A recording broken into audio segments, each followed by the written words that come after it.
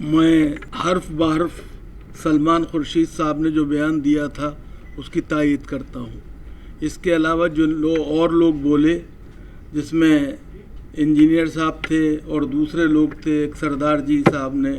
بزرگ تھے، ان سب نے جو کچھ کہا میں اس کی تائید کرتا ہوں۔ اور ایک بات جو میں عرض کرنا چاہتا ہوں وہ یہ کہ دنیا میں کہیں امن و امان اس وقت تک نہیں ہوگا جب تک کہ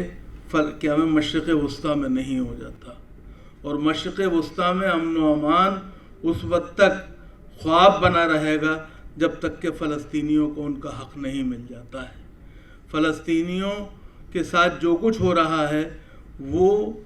سراسر ظلم ہے، بہیمیت ہے، وحشیانہ سلوک ہے۔ ہم اس کی مذمت کرتے ہیں، اور صرف ان کا ماتم نہیں کرتے ہیں جو فلسطینی مارے گئے ہیں، بلکہ ان کا بھی ماتم کرتے ہیں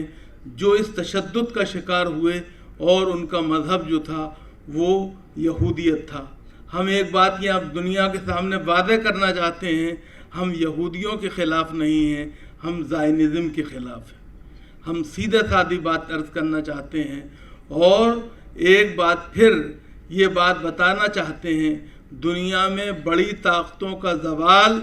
اسی وقت ہوا ہے جب انہوں نے ظلم و تشدد کو اپنا شعار بنایا ہے، اور ساتھ میں انہوں نے دفاعی اخراجات کو بڑھایا ہے۔ ہم سب دیکھ چکے ہیں افغانستان میں کیا ہوا، کس کا قبرستان بنا، اور ہم جانتے ہیں کہ فلسطین میں بھی یہی ہوگا۔ ہمیں یہ نہیں بھولنا چاہیے،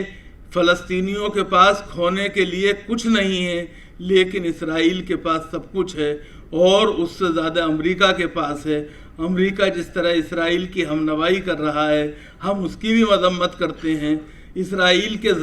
مظالم کی مذمت کرتے ہیں، اور فلسطینیوں کے ساتھ پوری ہمدردی کا اظہار کرتے ہیں، ان سے اپنی ایک طرح سے دل وابستگی جو ہے اس کو ظاہر کرتے ہیں، اور اس بات کا اعلان کرتے ہیں کہ ہم اس وقت تک چین سے نہیں بیٹھیں گے جب تک کہ اسرائیلی جو ہیں وہ فلسطین کو آزاد نہیں کر دیتے۔ اور جس طرح سیتارام یچوری صاحب نے اور سلمان خورشید صاحب نے اس سے پہلے کہا تھا، جب تک کہ ہم یہ نہیں جان جاتے کہ وہ فیصلہ جو اوسلو سے لے کے اور امریکہ تک مل کے ہوا تھا، امریکہ کی سرزمین پر جو معاہدہ ہوا تھا دو ریاستی حل کا، اس کو پہ عمل درآمد نہیں ہو جاتا۔ آج امریکہ کو دنیا کو یہ بھی بتانا ہے کہ کیا وجہ ہے کہ وہ فیصلہ جو اس کی سرزمین پہ دو ریاستوں کے لیے ہوا تھا وہ اس پر عمل درآمد کیوں نہیں ہو پا رہا ہے، یہ اسے بتانا چاہیے اور اس کے لیے جواب دہ ہونا چاہیے۔ ایک آخر میں صرف یہی بات کہہ کے میں اپنی بات ختم کرتا ہوں، اور اسرائیلی